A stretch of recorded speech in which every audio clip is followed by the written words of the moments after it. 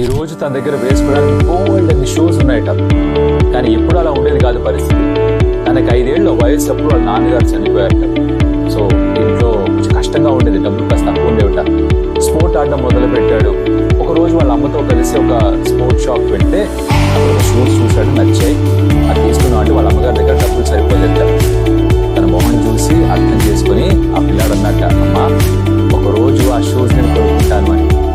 ఇవాళ రోజున తను వేసుకుంటాను అంటే ప్రపంచంలో ప్రతి షూ కంపెనీ ప్లీజ్ అని అడిగి మరీ తనకి డబ్బులు ఇచ్చి మరీ షూ వేయించుకుంటారు.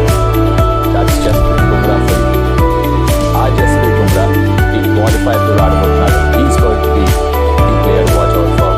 No doubt in that. తను పర్ఫార్మ్ చేశాడా, ఎవరు గెలుస్తారు?